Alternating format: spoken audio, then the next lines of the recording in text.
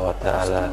Kali ini saya akan membagikan kisah perjalanan baginda Rasulullah Sallallahu Alaihi Wasallam selama 9 tahun sejak masa kerasulan. Baginda Nabi Muhammad Sallallahu Alaihi Wasallam telah berusaha menyampaikan ajaran Islam dan mengusahakan hidayah serta perbaikan kaumnya di Mekah. Namun kebanyakan orang-orang Mekah selalu menyakiti, memperolok-olok dan berbuat semena-mena terhadap baginda Nabi Muhammad Sallallahu Alaihi Wasallam dan para sahabat radhiyallahu anhu, kecuali sekelompok kecil orang yang sudah masuk Islam, dan beberapa orang selalu membantu beliau walaupun beliau belum masuk Islam. Paman baginda Nabi Muhammad Sallallahu Alaihi Wasallam, Abu Thalib, termasuk orang yang baik hatinya. Meskipun belum masuk Islam, dia selalu membantu baginda Nabi Sallallahu Alaihi Wasallam dalam segala bentuk. Pada tahun ke-10 kenabian, ketika Abu Thalib meninggal dunia, kaum kafir mendapat kesempatan untuk mencegah perkembangan Islam dan menyakiti kaum muslimin secara lebih leluasa. Baginda Rasulullah SAW pun pergi ke Taif yang didiami kabilah Saqif berjumlah besar, dengan harapan apabila kabilah tersebut masuk Islam, kaum muslimin akan terbebas dari berbagai penderitaan dan Taif akan menjadi fondasi penyebaran agama. Setibanya di Taif, baginda Nabi Sallallahu Alaihi Wasallam langsung menemui 3 orang yang ditokohkan. Beliau berbicara dengan mereka, mengajak mereka kepada agama Allah Subhanahu wa Ta'ala, dan agar mereka mau membantu baginda Rasulullah Sallallahu Alaihi Wasallam. Akan tetapi mereka bukannya menerima atau paling tidak berperilaku sopan kepada tamu yang baru datang, sebagaimana adat bangsa Arab yang terkenal dengan memuliakan tamu. Bahkan mereka tanpa basa-basi menyambut beliau dengan sikap dan akhlak yang sangat buruk. Bahkan mereka pun tidak rela baginda Rasulullah SAW tinggal di situ. Padahal orang yang dianggap sebagai tokoh seharusnya berbicara dengan sopan dan berakhlak yang mulia. Salah seorang di antara mereka berkata, "Oh, kamukah orang yang diutus oleh Allah sebagai nabi?" Kedua orang berkata, "Apakah Allah tidak menemukan selain kamu untuk diutus sebagai rasul?" Orang yang ketiga berkata, "Aku tidak mau berbicara dengan kamu, sebab jika kamu memang seorang nabi seperti pengakuanmu, lalu aku menolakmu, tentu aku tidak lepas dari musibah. Jika kamu pembohong, maka aku tidak mau berbicara dengan pembohong." Akan tetapi baginda Nabi Sallallahu Alaihi Wasallam mempunyai hati yang begitu teguh, laksana sebuah batang karang. Beliau tidak berputus asa dan terus berusaha untuk mendekati masyarakat umum, tetapi tidak seorang pun yang mau mendengarkan beliau.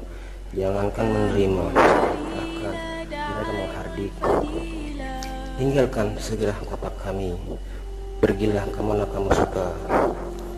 Ketika baginda Nabi Shallallahu Alaihi Wasallam sudah tidak dapat mengharapkan mereka dan bersiap-siap untuk kembali, maka mereka menyuruh anak-anak kota Taif membuntuti baginda Nabi Shallallahu Alaihi Wasallam. Mereka lalu mengganggu, mencaci, dan bahkan melempari baginda Nabi Shallallahu Alaihi Wasallam yang maha mulia dengan batu, sehingga kedua sandal beliau berlumuran darah. Dalam keadaan seperti itulah baginda Nabi Shallallahu Alaihi Wasallam meninggalkan Taif. Di tengah perjalanan, tatkala sudah merasa aman dari gangguan anak-anak nakal itu, beliau berdoa kepada Allah Subhanahu wa Ta'ala, "Ya Allah, Aku adukan kepadamu lemahnya kekuatanku, habislah upayaku dan kehinaanku dalam pandangan manusia. Wahai yang maha penyayang, melebihi sekalian penyayang, Engkaulah Tuhan orang-orang yang tertindas, dan Engkaulah Tuhanku, kepada siapakah Engkau akan diriku? Kepada orang asing yang akan memandangku dengan muka masam, atau kepada musuh yang Engkau kuasakan kepadanya segala urusanku. Tiada keberatan bagiku asalkan Engkau tidak murka kepadaku. Perlindunganmu sudah cukup bagiku.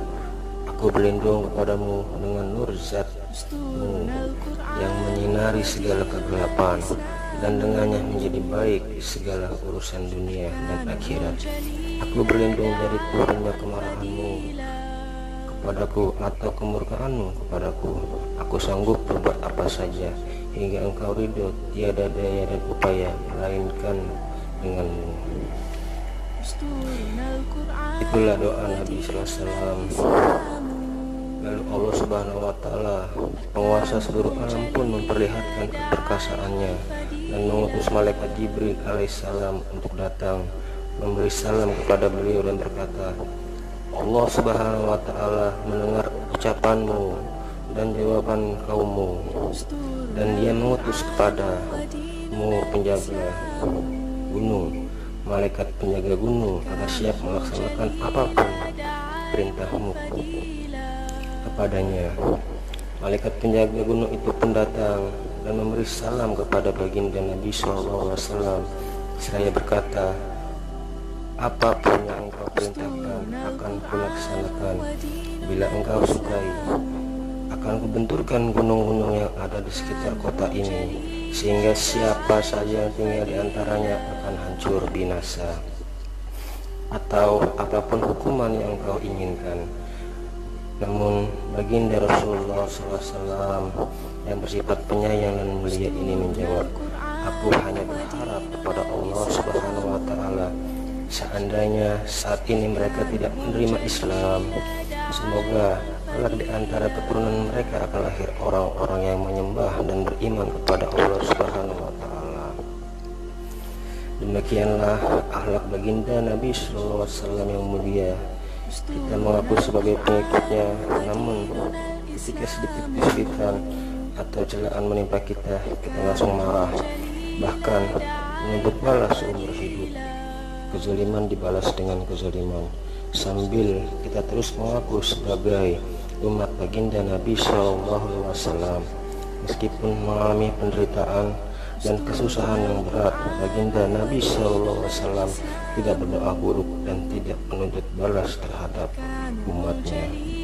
Begitulah kisah perjalanan dakwah Nabi SAW ke negeri Taif yang begitu sangat berat, begitu sangat menyedihkan. Semoga kita semua dapat mengambil ibrah dari baginda Nabi SAW. Assalamualaikum warahmatullahi wabarakatuh.